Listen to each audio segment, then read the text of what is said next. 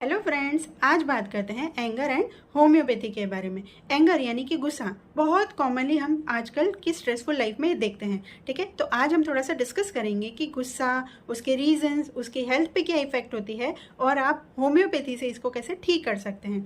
ठीक है, तो पहले देखते हैं कि एंगर क्या है। तो anger is a strong feeling of displeasure, यानी कि जब आपके मन के हिसाब से नहीं होती है कोई भी चीज़ तो आपको गुस्सा आता है।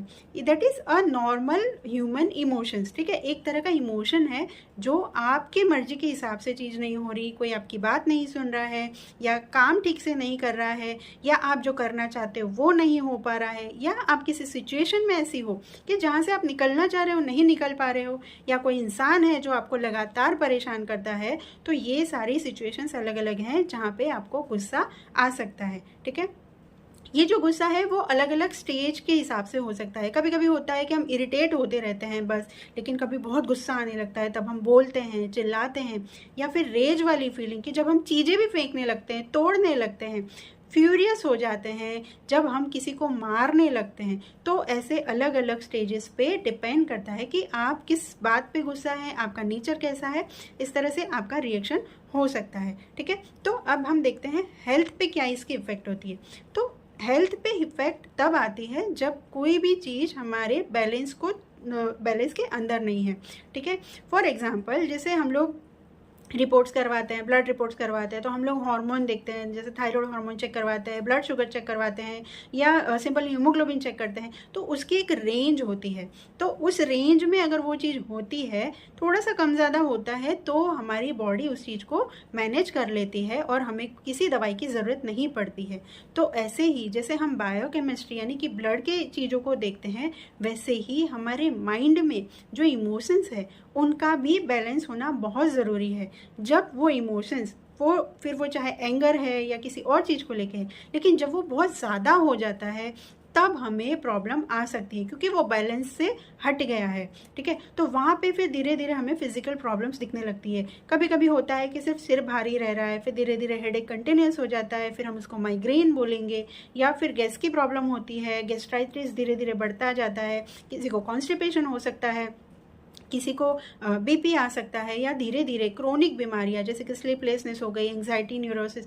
तो ये चीज़ें धीरे धीरे आगे बढ़ती रहती है, तो इसीलिए इसको मैनेज करना ज़रूरी है। ठीक है, तो अब हम देखते हैं लास्ट में how homeopathy can help you in managing anger. ठीक है, तो होम्योपैथी जो है ना वो सिर्फ इंसान की फिजिकल बीमारियों को नहीं देखती है, उसकी शारीरिक तकलीफ़ों को नहीं देखती है, लेकिन मानसिक हेल्थ पे भी बहुत ज़्यादा ध्यान देती है। तो पेशेंट एज ए पर्सन देखा जाता है, मतलब पेशेंट के अंदर जो भी इंसान हमारे पास आता है उसके अंदर फिजिकल बॉडी की फिटनेस के साथ साथ मेंटल हेल्थ भी बैलेंस होना ज़रूरी है। ठीक है, क्योंकि होता क्या है ना, फिजिकली अगर बॉडी में कुछ प्रॉब्लम है तो जनरली हमें पता भी चल जाता है या बॉडी अपने आप रिएक्ट करती है। फॉर एग्जांपल जैसे अगर हमने सपोज बाहर का खाना खा लिया, उसमें कुछ ऐसा आ गया है तो हमें तुरंत पेट में दर्द होता है, उल्टियाँ होने लगती है या लूज मोशन हो जाते हैं। ठीक है, कभी हमने कोई ऐसी चीज़ें हमारे गले में चली गई है तो तुरंत हमें खांसी शुरू हो जाती है ताकि वो चीज़ बाहर निकल जाए।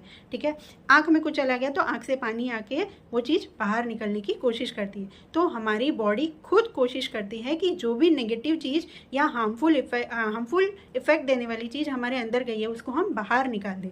ठीक है, तो ये फिजिकल चीज़ों के में हो जाता है, लेकिन जब कोई मेंटल इमोशंस, जब हमें किसी चीज़ को लेके गुस्सा, इरिटेशन, फ्रस्ट्रेशन, ये चीज़ें हमारे अंदर चल रही है तो वो इमोशंस को निकालने के लिए हमें कभी कभी बहुत मेहनत करनी पड़ती है, फिर भी हम कामयाब नहीं हो पाते। बहुत ज़्यादा इरिटेशन, अंदर अंदर गुस्सा चलते रहता है। ठीक है, गुस्से में इंसान की जैसी सेंसिटिविटी होगी वैसे ही उसको उस चीज़ को लेके गुस्सा आएगा। ठीक है, उस चीज़ को लेके उसका रिएक्शन भी आएगा।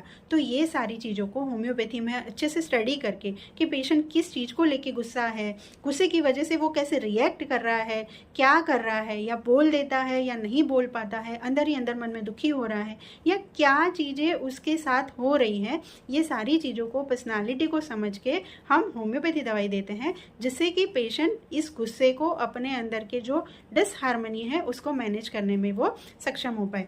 तो अगर ऐसा कुछ है कि जब आपको लगता है कि आप खुद समझ रहे हो कि मैं बहुत ज़्यादा गुस्सा आ रहा है या मैं अपने गुस्से को मैनेज नहीं कर पा रहा हूँ, जिसकी वजह से आपकी हेल्थ को या आपके परिवार की हेल्थ को भी कभी कभी परिवार का एटमॉस्फेयर भी ख़राब हो जाता है। तो ये चीज़ें आपको डिस्टर्ब करती हैं और अल्टीमेटली वो स्ट्रेस बढ़ता जाता है। तो जब आपको ऐसा लगता है तो आपको होम्योपैथी के बारे में सोचना चाहिए। तो मेरा जो नेक्स्ट वीडियो रहेगा वो कुछ होम्योपैथी दवाइयों के बारे में ही मैं बताऊंगी कि होम्योपैथी दवाइयों में जो पेशेंट की पर्सनालिटी होती है, अलग अलग दवाइयाँ अलग अलग चीज़ों को लेकर सेंसिटिव रहती हैं और उस तरह से उनका रिएक्शन रहता है।